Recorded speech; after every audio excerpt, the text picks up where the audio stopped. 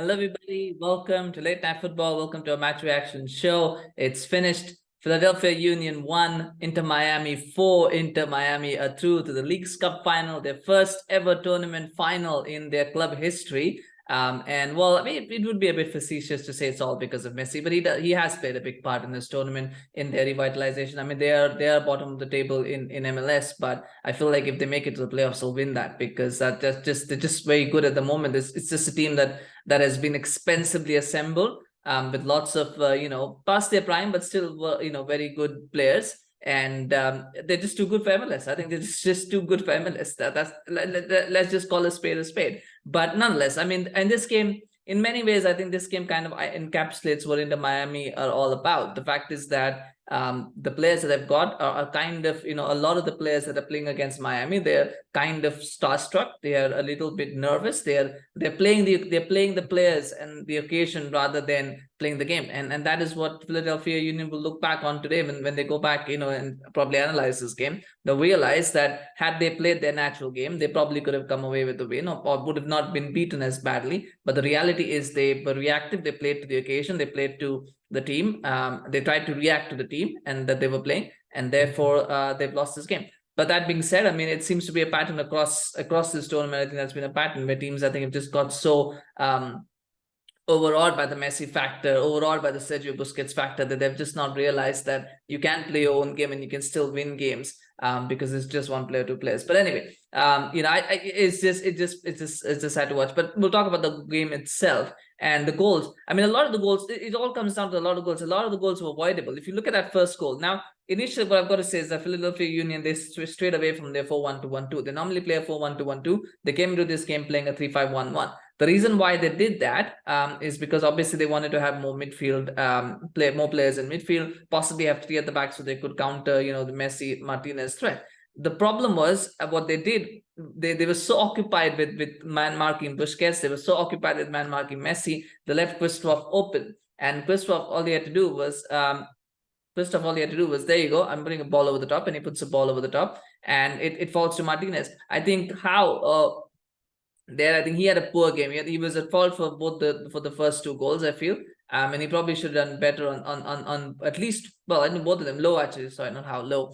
Lowe actually did was at fault for both the goals, for the first two goals. In this first goal, he completely misses his kick because if he intercepts that, there's no chance that goes through. But he completely misses the interception, and then Martinez is through on goal. It's a good finish. I thought the goalkeeper could have done better. I'm not sure. Apparently, he's very highly rated, but today I think he had a shocker. Blake, I think he had a real shock. I think at least three of those four goals were his fault. He could have done better on three of the four goals at least. It's unbelievable how that, but anyway, it's the first goal is 1-0, 3 minutes in. The whole game plan has gone out the window because as soon as you consider the first goal that early, you've basically given up the initiative. Now, you've either got to change your tactical setup or you continue on the tactical setup and you kind of just lose the momentum. And I think that first goal, the way it went in, it completely psychologically destroyed Philadelphia Union in a way, because what happened after that was because Martinez now got the free run, right? They were still playing a high line. But what their plan was, we'll nullify Busquets in midfield and we'll use our three center backs to stop Messi.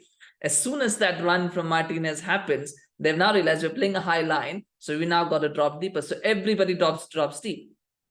And because nobody wants to get dribbled past and nobody wants to get caught out with the run in behind. So what happens for the second goal? Again, Kryvtsov is left free. He passes it this time to Martinez. And basically Martinez is allowed to turn. I mean, you watched Lowe on that goal. I mean, how Martinez is allowed to just turn without any pressure as he's running towards the final. I have no idea how he's allowed to do that. He's just allowed to turn. And Lowe again just stands back, hangs back, allows him to turn. He puts the pass in. By the time he makes the tackle, the pass is already to the Messi. And then Messi hits a shot. I'm sorry, that goal has to be saved by the goalkeeper. I think as much as Lowe is at fault for that goal, the goalkeeper should be, there's no way that a top level league goalkeeper should be allowing a goal like that to go in from 30 yards out. It's not a very convincing strike. It's not like, it's a top corner rifle strike. It's a very precise strike that doesn't have a lot of pace in it. So if you're from that far out, you should be able to see it and save it. And he just reacts so late to the ball, it allows it to go in. I don't think he was expecting the ball to go in. I think he was expecting it to be off target. And he just doesn't react quickly enough, and it's 2-0. And at that point, you're already thinking it's game over. And in between that, and you know, and then it became 3-0 right before halftime. I think that was the sucker punch. I think that was a sucker punch goal, because that goal hadn't gone in with what happened in the second half. Maybe there was an opportunity, but 3-0 was just game over. It was always damage limitation in some ways. And 3-0, I mean, that goal is just comical. The way that Robert Taylor is just allowed to, he just runs in, and I think I believe it's the left wing back, because they're playing, no, the right wing back. The right wing back comes half-heartedly in to try to challenge Robert Taylor, then decides, no, I'm not going to challenge him, stops for some reason, but he's vacated his spot. So now Alba has the gap to run into, and Alba runs into it, and Robert Taylor says, got 3 players around him, none of them are challenging him. Again, like I said, they're so scared of being run past, they all just waited to try and intercept a pass rather than actually, you know, somebody goes and tackle, challenge. No, he just picks a pass, straight pass to Alba. Alba is free. 3 players taken out of the game. He's one-on-one the goalkeeper. He scores, makes it 3-0. It's just comical defending. In the second half, they improved because they went back to the 4-1-2-1-2. Union improved massively in the second half because they went to a 4-1-2-1-2. They started, you know, they dominated that midfield. They were winning the midfield battles because they were pressing high up the field. They were not concerned with the dribbles and, you know, and interceptions. They were actually, you know, being more physical and tenacious. And they had so many chances. I mean, Gazdag in the first half of a half had a very good chance that he should have taken, and he missed that. And you know, he let the calendar save that one. Because Donovan had 2 very good chances in the second half, you know, which at least one of them should have been scored, and he missed one. Goalkeeper saves another one, and then Glesnes had another chance in that half as well, where again he should have scored. He's free, you know, it's an open goal, and he blasts it over. So they had 4 good chances. You score those, you're 4-3 up actually, or you know, 5-4 up instead of losing 4-1. So, and I know football doesn't work that way, but if you take even 1 or 2, you make a difference. And yet they kept missing chances, chance after chance after chance. Finally, Bedoya did score a goal. It was a very good finish. Rather, at first I thought it was an own goal or that it was some kind of deflection, but actually it's a very, very good finish because he goes between the legs of the player and he completely catches Calendar off his you know, off his line. He completely catches him off guard. It's a beautiful finish. It's 3-1. And some people might have thought maybe a comeback goes on. I think the problem was they put so much effort into getting that 1 goal. It just completely, they had nothing. The mind was willing, the body wasn't. And I think the Martinez injury, the Jose Martinez injury, I think completely sapped that momentum. I think it allowed Miami a little bit of time to reset, refocus. And you could see it in the play. Like after that, Philadelphia, they just weren't on it as much. I think the break kind of broke their momentum and allowed Miami just a chance to reset. And then the 4th goal came. Again, poor defending. Ruiz is allowed to go through on goal. I don't know what Blake is, and that's the 3rd goal that Blake was at fault. I don't know what he's trying to do there. You know, he's again caught in no man's land. He's kind of half-heartedly trying to stop the shot, but also not really, you know, going aggressively. And then he just picks the slot in between the defender and the goalkeeper, says, thank you very much. It's 4-1. And the game was academic at that point anyway, but it's over, it's finished. And yeah, they won the game. And like I said, had Philadelphia been more physical right from the start in midfield rather than, and by physical, not physical, oftentimes people think physical means being fouling and all that. That's not what it means. What physical really means is that you're challenging for duels and you're making it difficult, that you're making it difficult for the team to actually, you know, win balls off of you and also to get past you. You know, you're always trying to make them play an extra pass, make an extra run. That's what physicality means. And at times you actually hold them off the ball. It's not that you just go and make fouls, you know, while the player has, you know, freedom of where to pick the pass. And I think Philadelphia kind of got caught in the mindset of let's start fouling rather than let's be physical. And when they got a hang of it in the second half, they look good. Unfortunately, they don't have the strikers to convert Sanchez, and that's what Miami had. And I cannot blame anyone who calls the standard of MLS. I mean, there's a lot of conspiracy theories about, you know, this all being scripted. I don't think it's scripted. I think it's just that MLS truly is very, very low standard. And when you've got players of the class of Messi, of Busquets, of Alba, all in one team, you know, these are still very good players. They're just not good enough for European football, but they, you know, for top level European football. And Messi could still go and easily play in the Premier League for a top 4 chasing side. You know, Busquets and Alba could still do a job for mid-table Spanish teams, Spanish La Liga teams, and those teams are still at a higher level than MLS ever could hope to be. So when you have 3 of them in one team, you know, it is going to be, you know, like an overload. You know, Miami are going to become the PSG of MLS eventually. But that's just what it is. So it's not that, you know, and people who have never watched MLS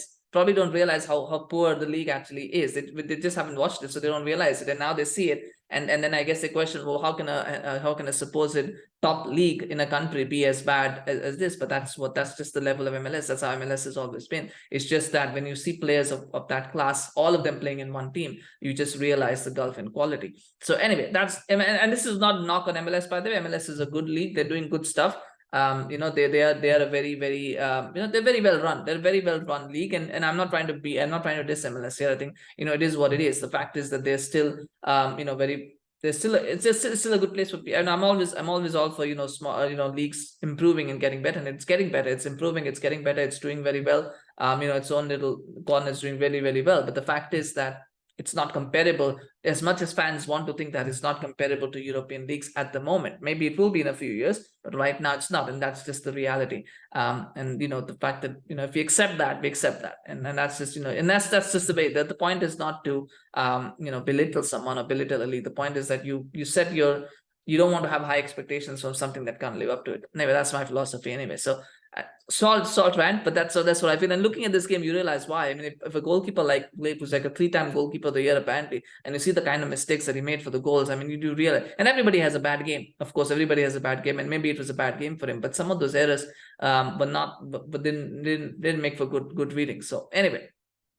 But on the other hand, I think Calendar was good. I think he was a good goalkeeper. I think he made a couple of very good saves. The one of the saves that he made was actually a routine save. And again, this is the commentators as well. You know, it was this routine save that any top level goalkeeper should make. And the goalkeeper and this is not the one from Chris Donovan. The Donovan save where he went low was actually a very good save. The one from Gazdag, I think Gazdag kind of should have actually done better with the shot rather than, you know, Calendar did what any goalkeeper would do, and it's a good save again.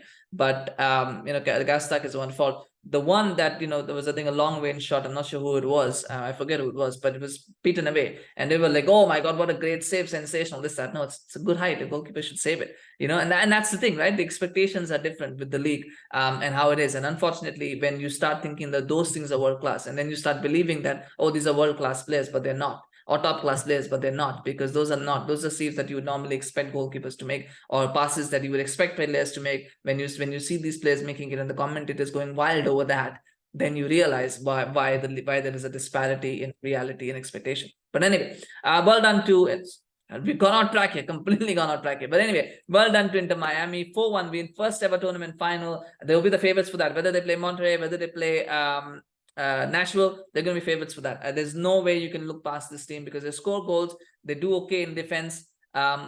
It's good. I can't say how they would, you know, take a major bottle job for them to lose the final, I have to say. But nonetheless, well done to them. First ever tournament final, Leagues Cup final. They've also now qualified for the CONCACAF Champions Cup as well. So a lot has come from this one game. So well done to them. Congratulations to their fans. Smash life for Inter Miami. Smash life for Lionel Messi, who was not man of the match actually. But he played really well. I think Robert Taylor would be man of the match if you ask me, because I think it was just sensational today across. He was very, very good. So he would be my pick for man of the match. But yeah, you could go with Messi as well. I mean, probably people go with Messi. But nonetheless, congratulations to them. Hard luck to Union, but yeah, that's just what it is. You don't take your chances, you don't qualify. That's how it is. Share your thoughts on the game, of course, and do subscribe to our channel on YouTube. Follow us on Twitter, Instagram, Facebook. We're very close to 380 subscribers on YouTube, so please help us get that mark. We always appreciate your support. Take care. We'll see you again soon. Bye-bye.